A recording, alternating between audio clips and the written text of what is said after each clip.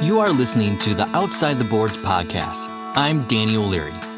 For most of my professional career, I have worked in mainstream sports for some of the world's leading sports organizations and properties and blue chip brands, helping to create award-winning omni-channel marketing campaigns, result-driven sales strategies, and impactful brand building initiatives. But all that work doesn't compare to the fun, excitement, and challenges I've been fortunate to experience working for the king of all sports, polo. For nearly a decade, I've put my heart and ambition into helping advance the sport of polo. I've made lifelong friendships, met some incredible people, traveled to memorable polo destinations, and heard the craziest stories. My goal is to share these people, places, and stories with you and provide a unique behind-the-scenes perspective of the game that breaks all the common stereotypes, all while discussing key issues affecting the sport today and the constructive sharing of ideas, insights, solutions, and best case studies for the purpose of advancing polo globally.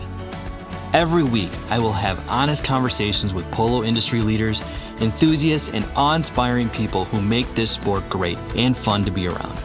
I hope through their knowledge and their unique perspectives, they will motivate and inspire you. Together, we will explore ways you can make small tweaks to boost your polo business, whether you are a club, event, team, or player, that will amount to big changes in revenue, participation, attendance, and exposure. Saddle up. Welcome to Outside the Boards with me, Danny O'Leary.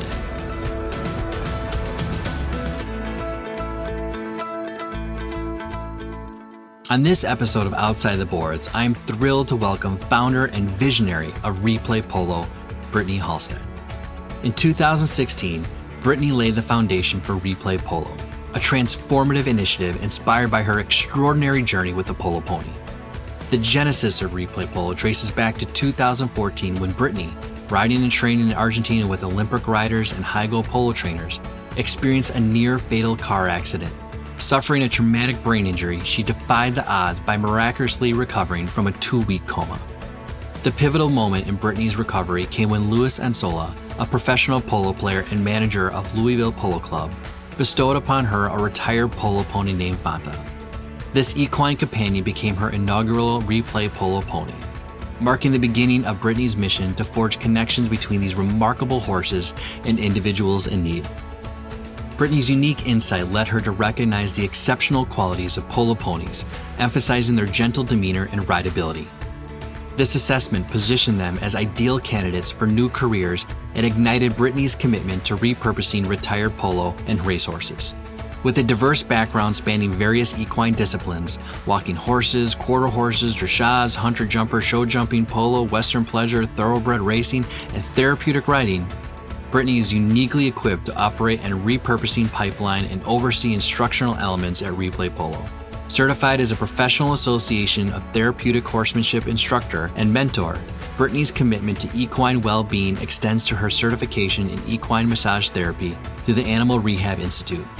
Her wide-ranging contacts with owners and trainers position her as a sales agent for polo ponies and racehorses actively engaged in their careers. Replay Polo's mission goes beyond repurposing. Retired horses are donated to the 501c3 organization, undergo treat training, and are adopted out to lead fulfilling lives with a renewed sense of purpose. Brittany Halstead's resilience, expertise, and unwavering dedication make Replay Polo a beacon of hope in the equestrian community, showcasing the transformative power of human-equine connection under her visionary leadership. So without further ado, let's welcome Brittany Halstead. Enjoy. Brittany Halstead, thank you so much for joining me today. How are you doing?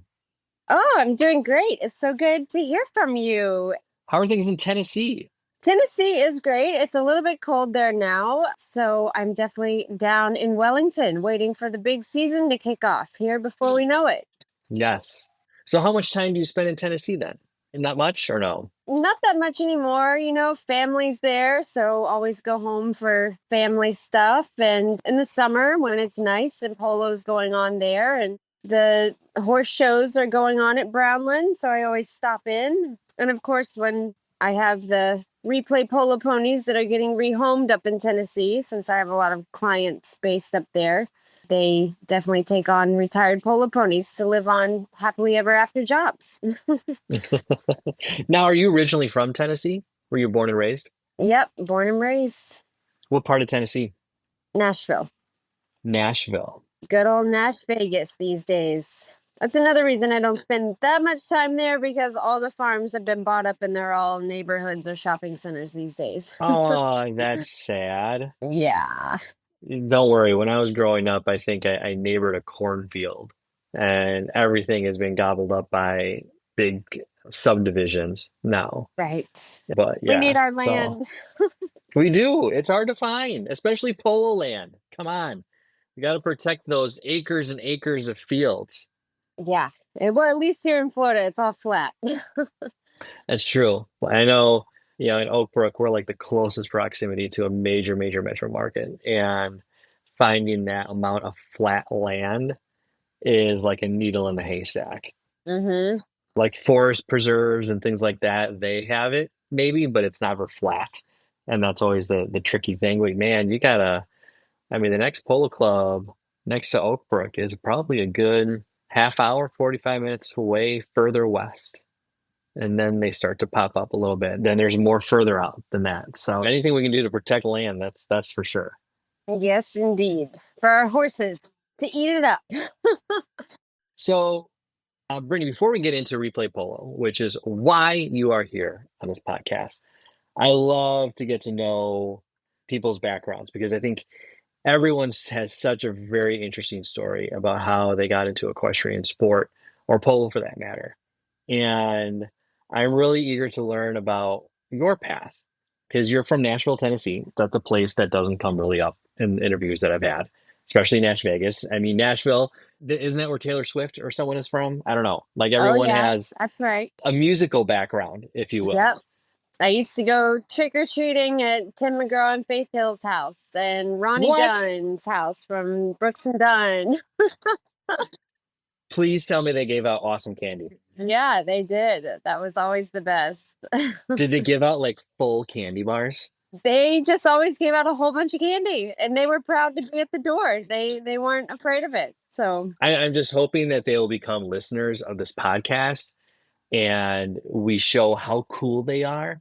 because they would throw in a XL Snickers bar. It's that one house that gives you like the full candy bar from the grocery store line and not these little rinky dink Yeah, minis. right. That's the best.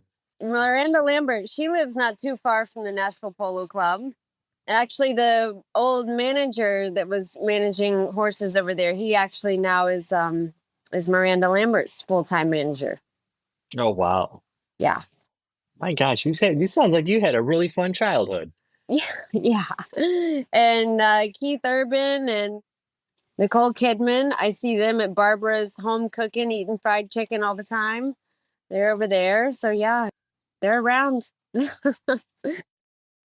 So were horses part of your life at a very young age? Yes, because my grandfather actually was into cattle and he always had a couple quarter horses around. And so, when I was in diapers, I was up on the horses with my grandfather in the big cowboy saddle. And I just fell in love with it. And then my mother put me in hunter jumper lessons after school because we had a farm that was across the street from our neighborhood. And it was just something for me to do. She just would drop me off after school every day. And I never stopped. So your parents weren't involved in anything equine related, were they? It was your grandparents. Yes, they were involved with cows. A little bit with horses, but more with cows. Yes, yes. But the horses were their cowboys then, right? Or Right. no? Yeah. Are Yeah. we? Yeah. Oh yeah, Yeah. yeah. Awesome. So I'm assuming you guys watch the show Yellowstone quite a bit then. A little bit. Yeah. A little bit. That's right. I think there is a little of obsession in the polo world when it comes to Yellowstone. There's a cowboy element to our sport. Yeah, there is. Especially neck reining. Yeah. My polos all started randomly, which I didn't even know what polo was. I had never seen polo before, but I moved up to Kentucky, up to Lexington for a hunter jumper job as a rider. And I was Okay. teaching beginner lessons up there. How old were you at that time? Oh, like 19. 19? I mean, I hadn't even graduated college. What age did you get your first opportunity to ride? How young were you? But yeah, like I said, and I was in diapers.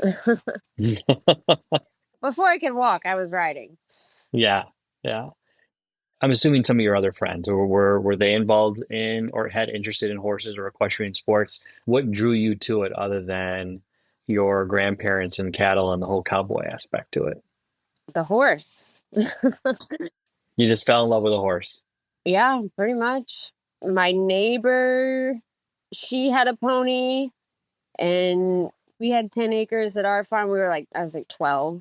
My neighbor had 10 acres, and we would just ride our ponies all around all day. And, we would make games, and we would have whistles, and we would go on treasure hunts, and we just did all kinds of stuff like that. Ah, that's great. But with polo, like I said, I had never known anything about it. And I was like 19 and up in Lexington. But the lady I was working for, her husband was a polo player, and the son was a polo player.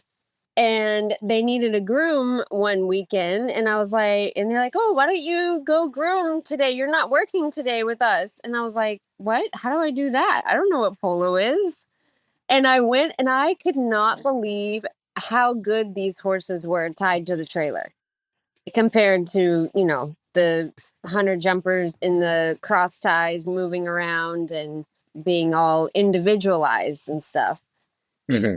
And of course, I was, braiding the tails. Like I was braiding the tails like they were going into the hunter ring, and they had to be perfectly well done.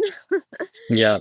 And they would just make fun of me. They're like, you're the slowest groom in America. And I was like, well, sorry. The tails have to be pretty.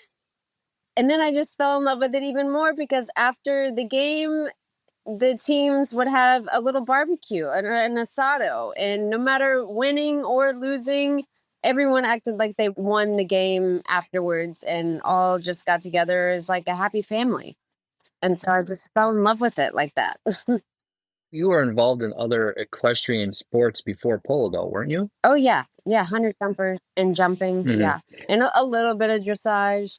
And then, well, I guess actually my father was really into bird hunting. And so we would go hunting on horseback a lot and did like the National Field Trial Championships down in Georgia and that kind of thing. So a lot of trail riding.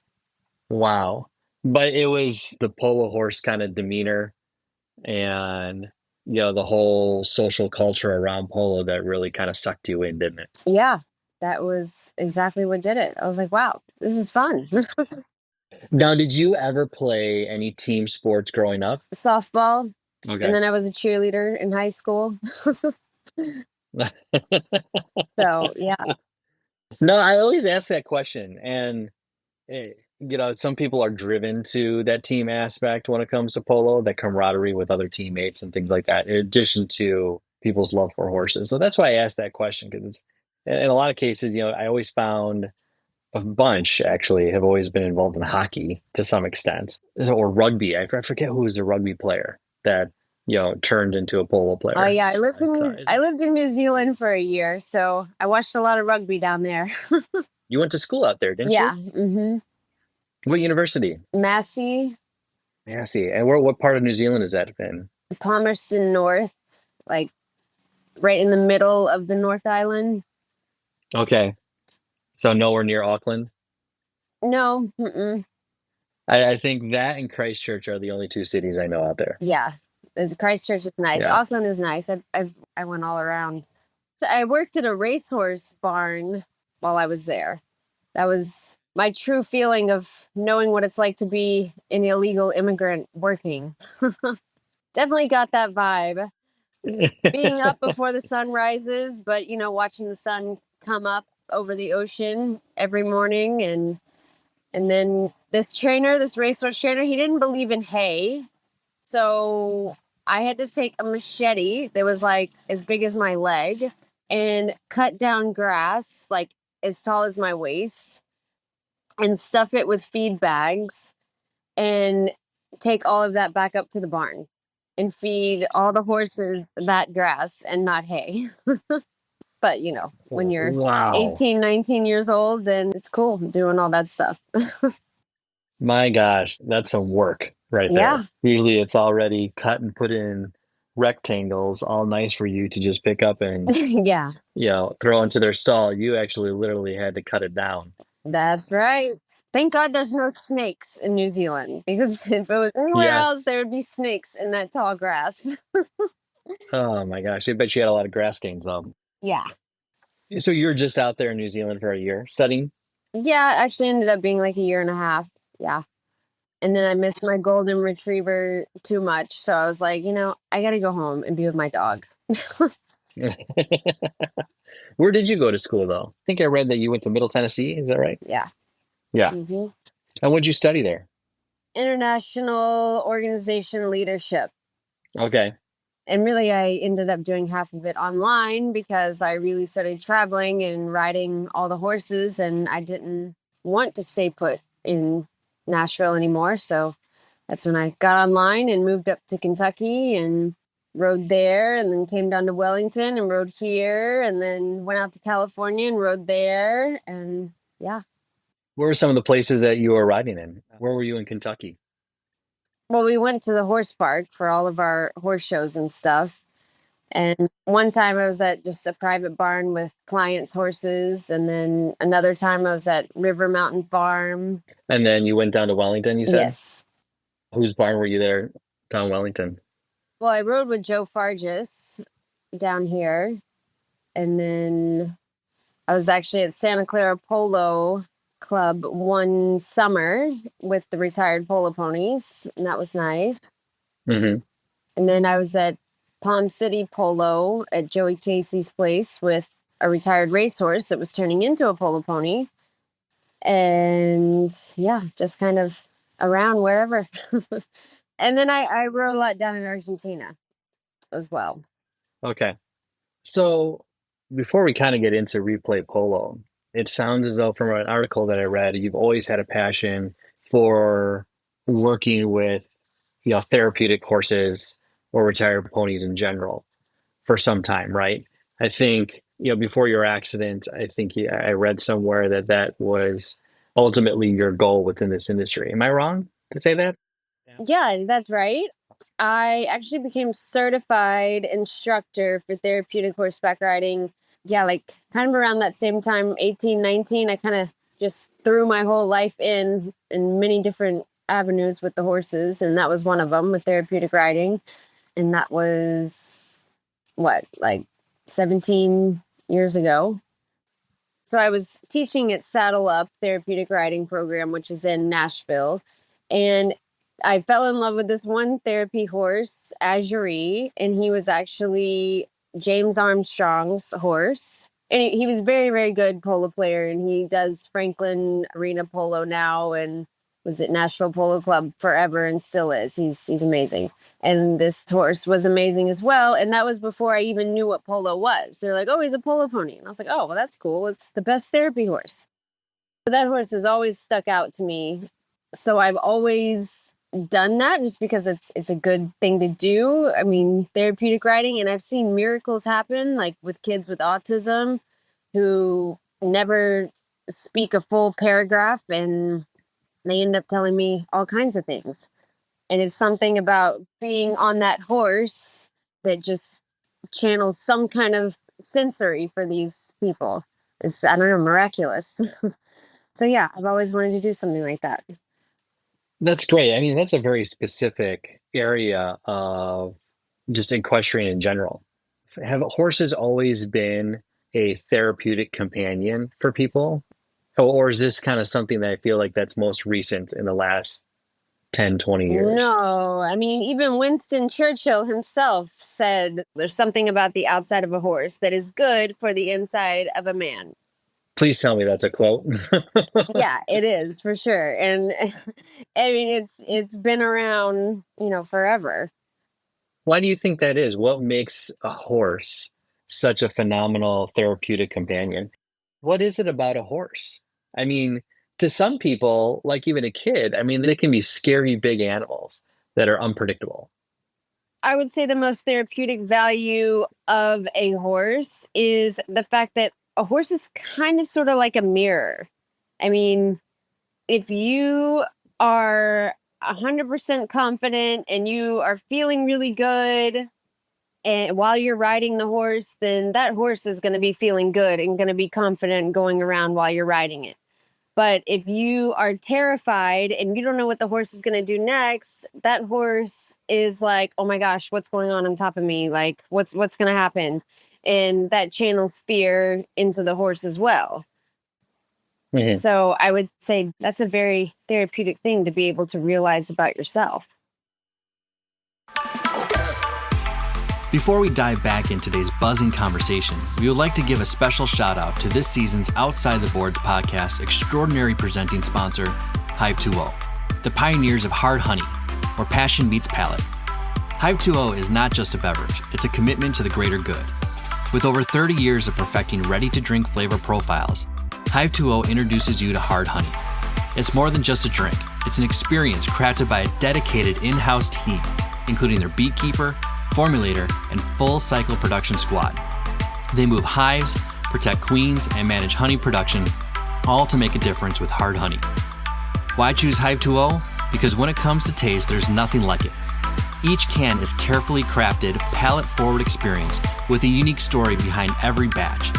Lightly carbonated for a subtle effervescence, it's a journey from the first sip to the last. Hive 2.0 uses honey, a natural sweetener rich in antioxidants, vitamins, and minerals.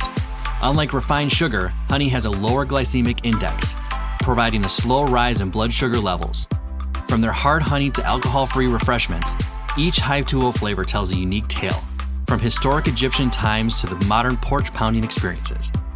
Whether you're sipping an Atomic Berry's tropical tartness or savoring the nostalgic taste of PB&J, Hive 2.0 has something for every palate. So join us in raising a can to Hive 2.0, a salute to taste, innovation, and the bees. Thank you, Hive 2.0, for sweetening our lives. Listen to the end of this podcast to be awarded with a special discount code when purchasing Hive 2.0 online at www.hardhoney.com. And now, back to the interview. Stay tuned, stay refreshed, and stay curious. When you do therapeutic riding, who do you see most benefiting from it? Is it children? Is it a physical disability? Is it a mental disability? I mean, it just depends on how open the person is to having the horse help. Mm-hmm. You know, a lot of it is mind over matter type thing. One physical aspect, there's no mentality about this. It's kind of factual information. When you are sitting on a horse and the horse is walking, your body actually mimics the gait of you walking on your own 2 feet as well. Mm-hmm. So, for example, there was a 6-7-year-old little boy that had cerebral palsy and he had a walker, and the doctor said he is going to have a walker for the rest of his life. And he took horseback riding lessons with me every single week and was 100% dedicated. And there apparently, as of now, not that I know of, there's not been any machine that's been invented that's been able to mimic the person's walk and to teach a person like actually how to walk on his own. But when you're on a horse, it mimics the walk for you. So being on a horse taught him how to walk on his own 2 feet. And I saw him when he was maybe 14 years old, 15. And he was running up and down the soccer field with no walker because of the way that the horse had taught his muscles the movement to be able to walk. That's great. That's fascinating too. So yeah, they're miraculous animals in many different ways, physically and mentally. Now, you don't breed therapy horses. You're clearly getting them from other equine disciplines that they might be. How do you train a horse to be a therapeutic horse? Let's go back further. Like where do you source your horses from, for that matter? I would say polo kind of does all that work for you because these polo ponies are so desensitized They're used to being thrown in the trailer and gone from here to there all the time, and then tied up to the trailer for hours, and then many different people running around them, grooming and tacking real quick.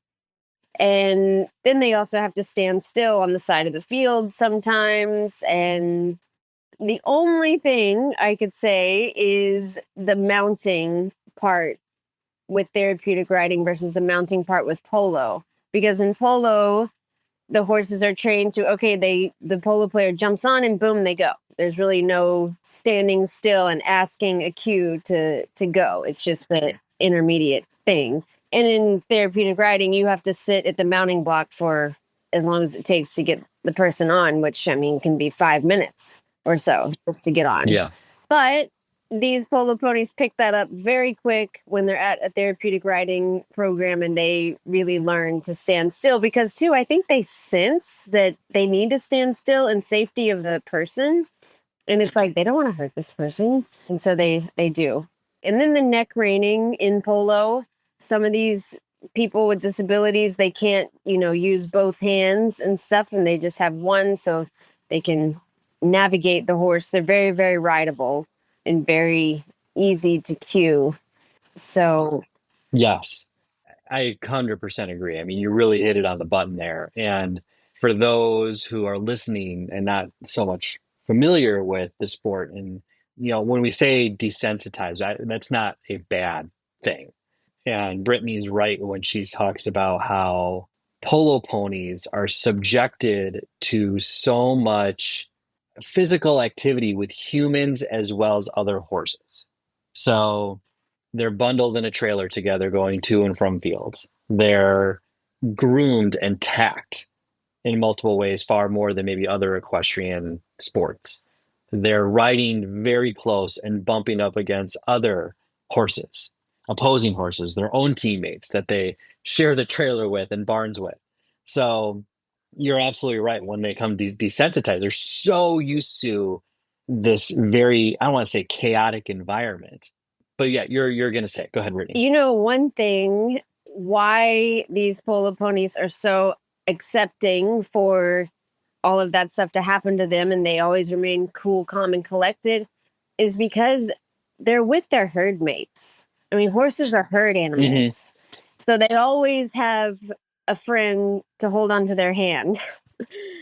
And unlike most all of the other equestrian disciplines, it's usually just one horse in the trailer, like one horse going to the show and one horse in the cross ties. I mean, try to just take one show jumper and put it in the trailer by itself, take it to the polo field by itself, and, have it watch the game all by itself on the side. And that horse is going to go nuts because it's all alone. It doesn't know what's going on. I mean, I've even taken sets down in Argentina. I was taking a set. I was riding one horse and I had 4 on each side. Okay. And I couldn't really speak much Spanish at the time. I didn't really understand what was going on. This guy just handed me, like 8 horses. And he's like, dale, vamos. Like, come on, let's go. Okay. All of these horses just went all around and would not go in a straight line. And I got rope burn across my stomach. And I was like, what is going on here? And the guy's like, come on, come on. And I was following them taking sets. So I was following a bunch of other horses. And then we're like on the track and they finally even themselves out, the horses, and they all get in a straight line and all their ears are pointing forward. And by the second time around the track, they were just all together with me and all balanced and all good. And then I get off the horse later and we're finished, and come to find out that was the first time that all 8 of those horses had ever been on a set, and they were all like 4 years old. I was like, man, I really wish I would have known that before I got on, but it all worked out beautifully. So, I mean, it's just something about these horses being all together and being able to complete their mission together that makes them just desensitized and cool about it. They're like, we can do anything as long as we're together. Well, and while desensitized, they're also you mentioned the rein part, meaning they're extra sensitive when it comes to how the reins are used. You don't have to tug on them to make the horse go one way or the other. The rein resting on one side of its neck and knowing very well to go in that direction. If you just are mindful of where you want to go with your hand and just point with your hand on where exactly you want to go, like for example, if you were playing polo and you want to go to the ball, take your hand and point it right at to where the ball, and boom, the horse will go there. Hopefully. Yes, Fingers hopefully, crossed hopefully. at the same time. Yeah. So, Brittany, your story of getting into therapeutic writing and things like that is a tragic story, but with a very, very good Yeah. ending. And I don't know if you want to go into that or talk about it, All is good. but you had a very tragic accident in your life where this kind of all started, if you will. Do you want to talk about that? Sure. So I was down in Argentina and I was riding show jumpers actually when I was down there because I've never been a professional polo player. I've just always loved the polo ponies and I've trained a lot of polo ponies because, the players, they just like to hit the ball and play. But as far as, just riding the horse singling and doing all the moves and the stop and the turning and this and that, I've done that for many years. So in Argentina, riding jumpers, and I was in a really bad car accident. And like the driver of the other car actually died on the scene. I was in a coma for a couple weeks, in life flighted through Argentina, and then actually back up to Nashville a few weeks later when I was out of my coma, and in the hospital another month after that. And then the polo season came around, and all I wanted to do was just go watch polo. So my mother took me because I couldn't drive a car for like a year and a half. And then one of my friends that was from Argentina was playing polo in Nashville. And he was like, you need a horse to help you heal. Why don't you take this horse, Fanta? And he didn't really think the horse wasn't playing good with polo. He just didn't want to play polo anymore. The horse didn't. So I took it, and that horse was just the best horse ever for me. And I mean, it was all I could do to tack a horse up. I mean, I was pretty down and out. And all I could do was ride for, maybe 5 minutes. Mhm. But prior to the accident, PATH, the Professional Association of Therapeutic Horsemanship, had asked me to write a magazine article on why polo ponies are good therapy horses. So I was like, oh, I'm going to Argentina. I can interview the players. I interviewed Pallone Steerling, and I wrote a really nice article. And then the article was published after the accident. And I was just all this time in bed. I was like, there needs to be an organization on where people in need, like myself at the moment, need therapy horses. So why don't I create Replay Polo? And so my mother took me to the lawyer's office to create a 501c3 charity, and it took off. I mean, here we are now in Wellington, and we, get, I'd say, one or two horses a month and, find them happily ever after homes, and it's going good.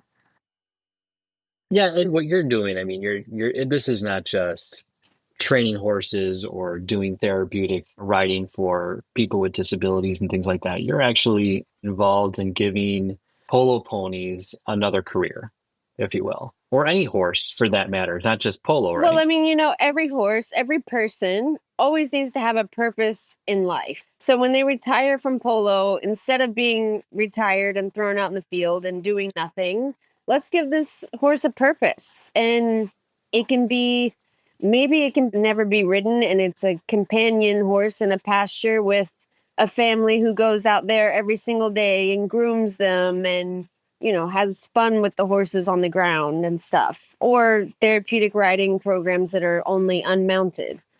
There's always a match for a horse, just like with a person. There's always somebody out there for you. What age do you typically find polo ponies to be at when they retire from the game?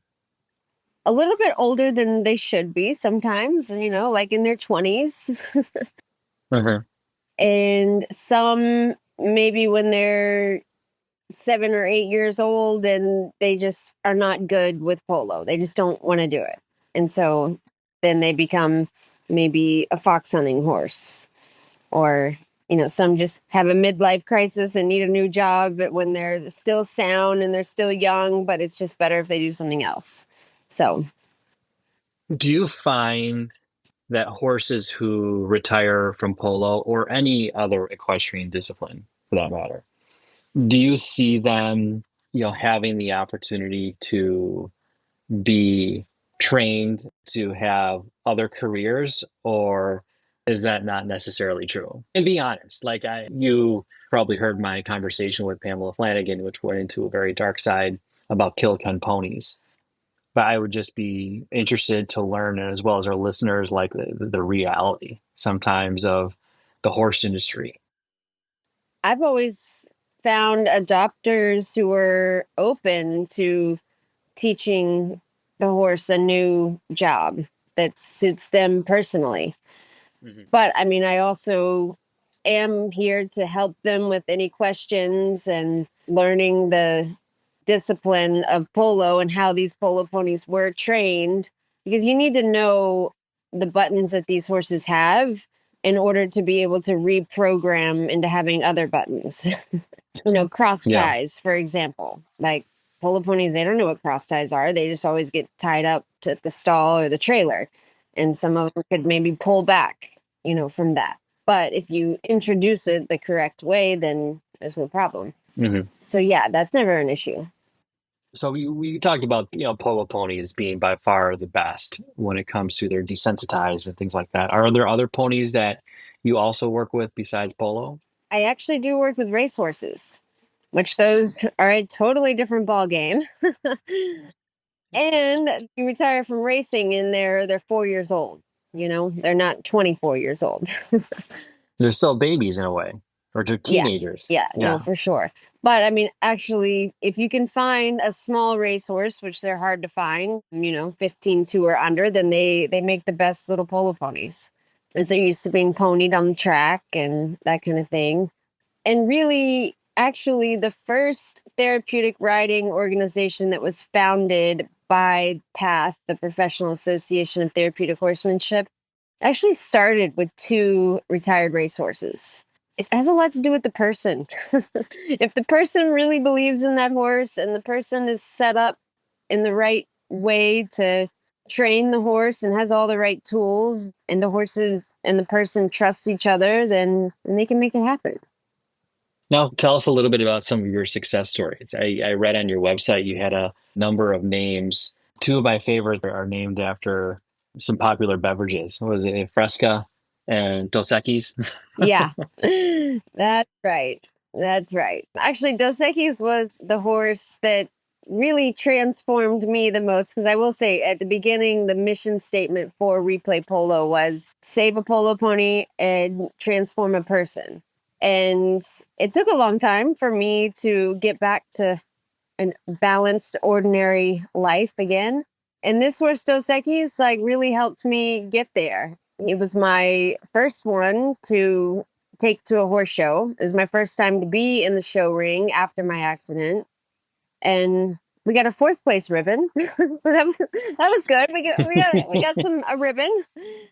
So that was a very good experience. And then now Dos Equis is still living up in Tennessee and actually became an eventing horse. And then that lady decided she didn't want to invent anymore, and she has children, and so she's very busy with them. And this horse, Dos Equis, is now the grandmother's horse, who had actually just had like back surgery and is this lady's favorite horse ever. And she rides him several times a week, and he takes the best care of her. To date, how many horses have you replayed, if you will? 30. 30? I mean, how many do you get, per year? Every year it keeps getting more and more. All good problems to Yeah, I have. mean, to average it out, it's kind of sort of seasonal type stuff too. 1 month I'll get 6, and then for 3 months I won't get any. And, so it just average it out. I'd say 1 or 2 a month. My gosh, that's still quite a bit though. I mean, are you a one-person operation? Oh, yeah. Oh my gosh. Yeah. I think you mentioned that you work with Pamela Flanagan, I think. I think at one point. Are there others, some household names within polo where you helped with their retired horses? Yeah, well, you see the list of all the success stories of all the polo ponies that have been donated and then adopted out. I mean, there's many good players. Tony and Matt Capola, Ruben Gracita, Luis Escobar. There's Oren Ingram. Yeah, there's just been a few.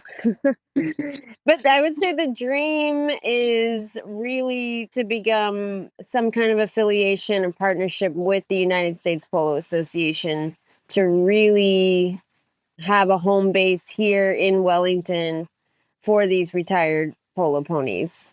And two, I feel that would draw in, because all the adopters of these horses are all from different disciplines. And really, the majority of them have no idea what polo is. And to bring all of those people in here in Wellington at maybe NPC, for example, if we were lucky enough to be home based there, I would be bringing in more potential members for USPA. I mean, these people could learn to play polo and really get the popularity of polo increased. I mean, I would say if there's any big problem with polo, that's the problem, is it's not popular enough. And if we could have it aired on TV more, I mean, maybe that would help too. But I would like Replay Polo to be a foundation of increasing the publicity for polo. In 2012, the founders of Outside the Boards witnessed their first polo match and were stunned by the sport's beauty and brutality. Few sports, if any, have these combined qualities. The sport's grace, intensity, and warlike imagery create a shock and awe viewing experience like none other. Combine this with the sport's party-like atmosphere and lifestyle, and you have a recipe for success. Today, the sport has yet to witness its full potential. The industry is fragmented, riddled with politics and inexperience. Outside the Boards was purposely designed to change all of that and bring clarity to the sport by introducing best practices, insights, trends, and consulting services to industry stakeholders and interested brands so that they can reach their marketing potential and better navigate the sport. Whether you're a club seeking custom sponsorship and marketing solutions or simply looking for strategic advice, we encourage you to contact us today or subscribe to gain access to industry insights. Visit us at www.outsidetheboards.com or to learn more or email us at info@outsidetheboards.com. I've asked others, does polo do it better than other equestrian disciplines when it comes to protecting the lives of polo ponies after they've retired? We hate to hear about horses that are put onto a truck and driven to Canada or Mexico for reasons that I would hate to discuss. But, I've always told people that there's something about polo pony, there's something about these horses, there's something about the people and these horses that own them and care for them every day, wake up early in the morning. They have as many as 3 to 10 or more strings of ponies. And if you're talking about the Genarvises or the Ganseys, they have hundreds of them. Where I feel like polo is, and correct me if I'm wrong, Brittany, I feel like they are one of the leaders or the biggest advocates when it comes to retired polo ponies and living out their lives in other disciplines or, safely roaming out and, eating hay for that matter with loving owners. I'd say because polo it's a big family. Like, for example, when I had my accident, that's one reason I stuck so close to polo, because of all of the people that reached out and helped and were there for me. And even like the polo players support group of that charity who helps financially assist polo players and grooms who have been injured. And yeah, I mean, not only do we do that for ourselves, but, we do it for our horses too. Yeah. But if you look at racehorses, retired racehorses, there are many huge operations out there that only specialize in retired racehorses, like New Vocations up in Kentucky or the Secretariat Center. And the Jockey Club is highly affiliated with those centers and supports them as well. And if only the United States Polo Association could mimic the governing of the Jockey Club for their retired racehorses. If USPA could do the same for their retired polo ponies, I mean, that would be a blessing. And like I said, I would hope and I would think that it would publicize the polo industry. What are they doing different than, let's say, yourself, as a 501c3? I mean, are they directly funded and operated by their governing body? Yeah, I mean, and there's like the Thoroughbred Aftercare Alliance. It's a agency that only gives money to those facilities. Mhm. And the Jockey Club gives money to those facilities, and the big race horse barns, I mean, they give money to those facilities. So, I mean, it's all about the financial donations. Yeah. I know certain horse industry statistics. I think that there's about 7.25 million horses in the US. I would be curious as to how many are in what discipline. I'm sure that information is somewhere buried out there. I would say polo is going to be smaller number and a more difficult number to track because a lot of these horses come from overseas. Yes. Do you have an idea what percentage that might be that come from overseas? That's a hard number to come up with. I'm not sure because that's another thing too. The USPA, like they have no registration number for your horse. Like United States Hunter Jumper Association, those horses are registered with a number.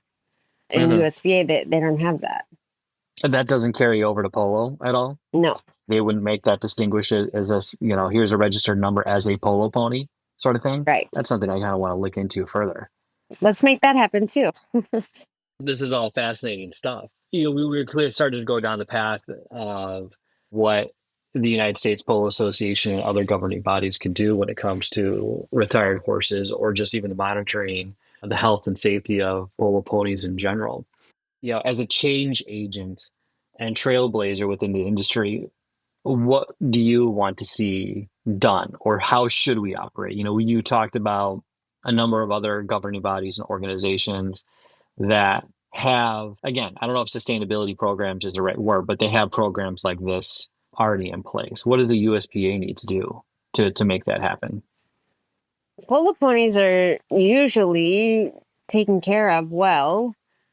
I mean, the only thing that I could suggest is some kind of new invention of a therapeutic saddle pad that would keep the saddle and the horse's back more comfortable. And then, like I said, the retirement stations for horses, for polo ponies.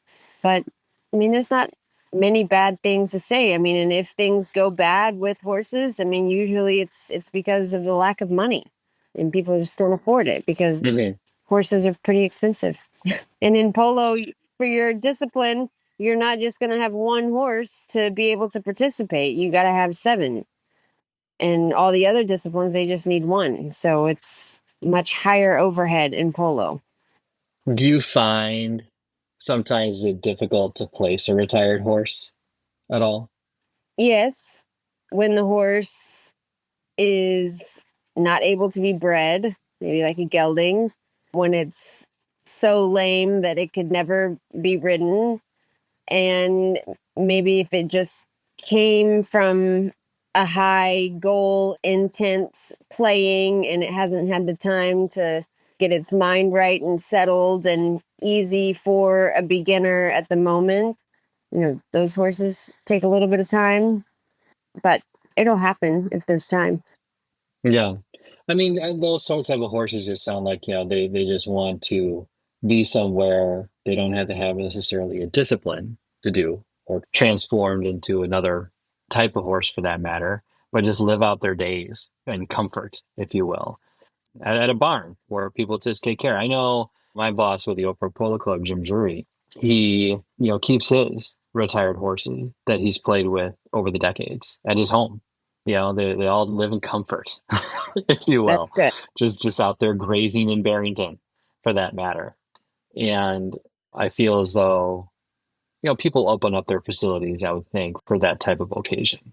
Don't you think? Yeah, Or are there places that are specialized in that, just in general?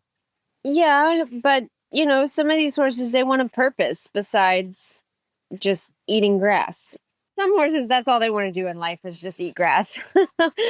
But, they could have more interaction. A Hmm. workhorse. Every horse is different, just like every person's different, and you just have to get to know them and find out what's the best for them. So what's next now for Replay Polo? What's next for your organization? What do you have planned out? What are your future goals over the next year or two? To become affiliated with USPA. If and when that's actually going to happen, where's my crystal ball? You hear that, Stuart? Come on. Yeah. No, that's great. Is there anything that we miss, Brittany, that you would love to talk about your organization, or what's really passionate about what you do every day that gets you up every day in the morning? If you're a polo player and you feel that your horse is just not really wanting or happy or comfortable to be playing polo anymore, then Replay Polo can find it a new purpose in life where it is happy and comfortable and their body can handle their new purpose. I mean, and our new mission statement is, our horses do their best for us. We should do our best for them. And I'm sure at one point in time, that horse that you're playing polo with was doing its absolute best. But, time Hmm. changes. Yeah. Well, and I mean, a horse's purpose, like going back to the Winston Churchill quote and having that purpose of being a therapeutic horse. I mean, that is so meaningful. And yeah, I don't know how many therapeutic horses that are out there today, but it definitely seems that we need more of them, for one. And two, for people to know how beneficial this can be. The world of therapeutic riding in the world of other disciplines, they have no idea how to tap into the world of polo. Hmm. But that has been a bridge that I've built. And so that's where I get all my audience from. Oh, so okay, so even the therapeutic organizations, just like yourself, so they're not even considering polo ponies as potential therapeutic horses. They don't know what polo is. That's fascinating because, as we talked earlier, the whole desensitized and their sensitivity, you'd think that people would just be all over it. Yeah, I mean, it's only because they just don't know. I mean, like I said, if you ask one problem with polo, that would be it, the publicity. Yeah. And when I was with the United States Polo Association, you could easily see the line drawn in the sand that polo was very different or even excluded to the point of its relation to other equestrian sports. The separation was miles apart, if you will. Hmm. Whether that be the type of individual, the type of consumer, the type of participant versus others, yes, there is a lot of demographic differences between those who participate in that sport. But I always was amazed how mainstream some other equestrian sports were, despite the fact it was like watching moss grow. I'm not going to say which sport it is, but coming from mainstream sports like myself, I immediately became addicted to polo. The adrenaline, the intensity, the dangerous side of the game was something incredibly attractive. And then once you get into the polo community itself, that's like gravity. And the asados, and after a match, everyone coming together despite winning or losing, and having a Modelo or Corona with everyone. It's the stereotypes. It's like, oh my God, this ain't Pretty Woman or Prince Harry or Prince William, and people showboating their seersucker and sundresses.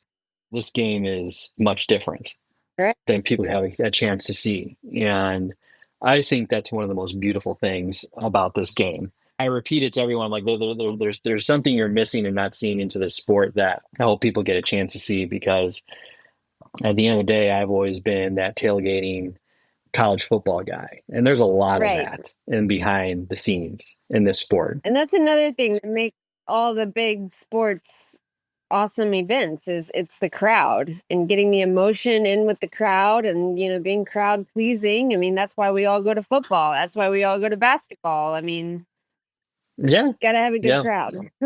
Which, if polo was more popularized, then we'd have a bigger and better crowd.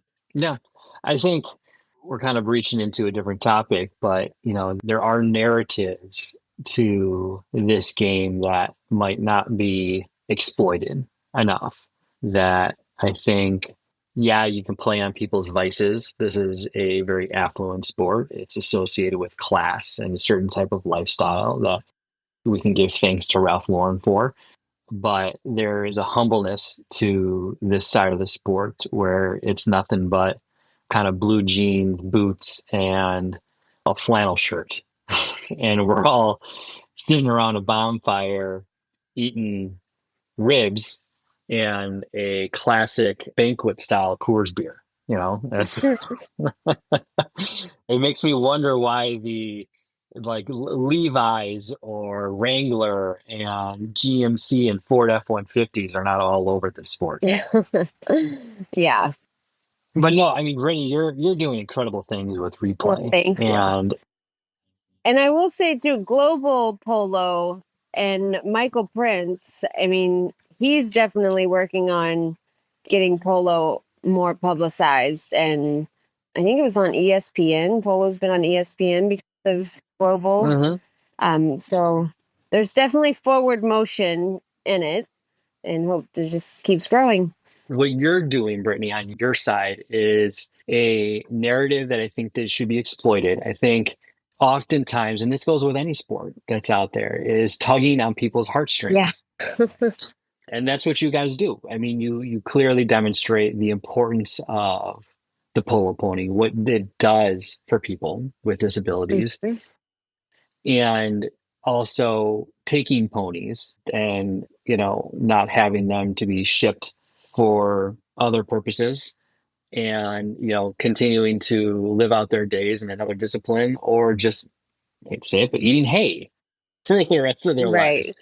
I think there's something to be said there, because the horse, just in general, has played a critical part in human society and culture that I think oftentimes people forget that. And it's sad if you do, because I think out of every single animal, I learned really quickly. I think my daughter's telling me this, like, what's your favorite animal? Or what do you want to be? Do you want to be reincarnated? And sometimes dolphin always comes up, or I think it would actually be fun to be an otter. But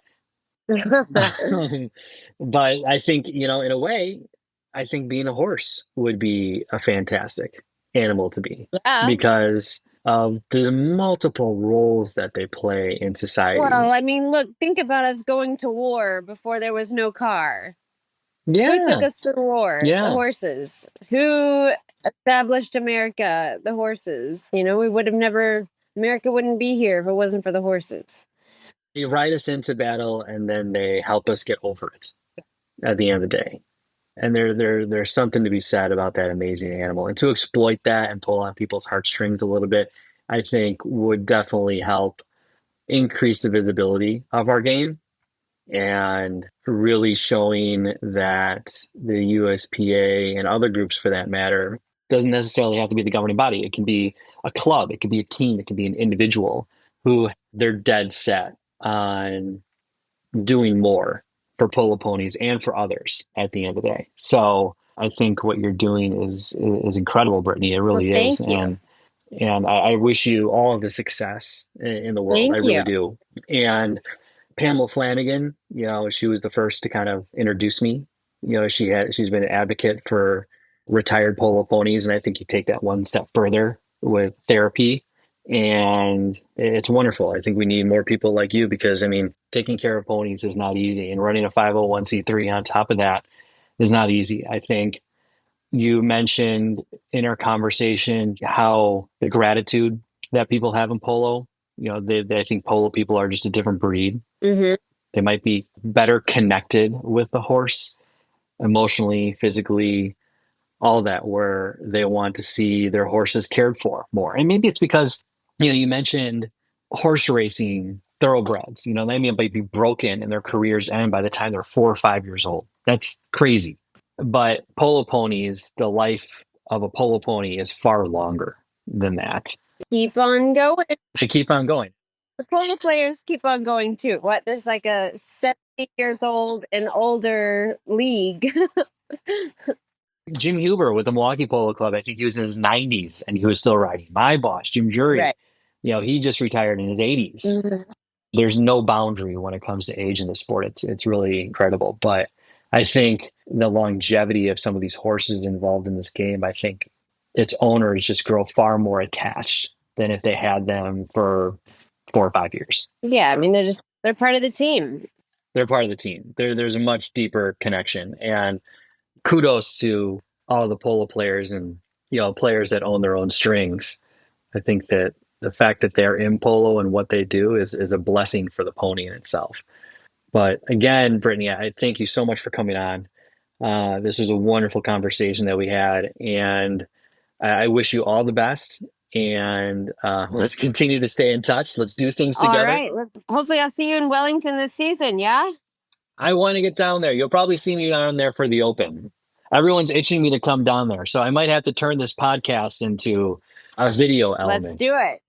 All right, Brittany. Well, thank you so much. And you have a fabulous holiday. All righty. Same to you. All right. Well, hopefully I will see you this coming season. All right. Thanks, Brittany. Thank you. Bye. Take care. And that's a wrap for today's episode. We want to express our gratitude to our amazing sponsor, Hive 2.0, for making this season's podcast possible.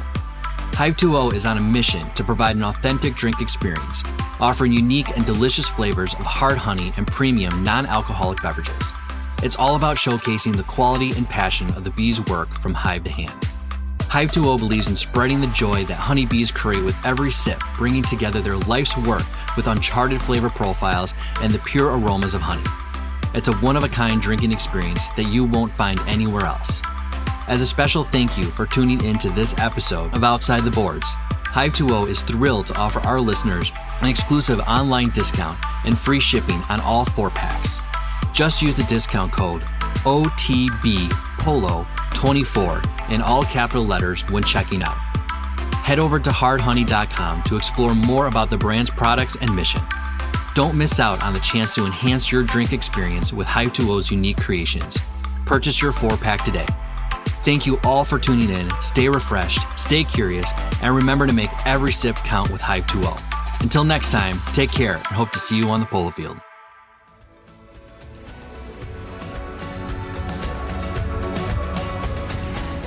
That was a great episode. What is the one thing you learned from today's conversation? If this episode had an impact on you in some way, then I encourage you to visit and subscribe to our website at outsidetheboards.com for more episodes and interviews with incredible guests. Thanks for stopping by, my friends, and hope to see you on the polo field.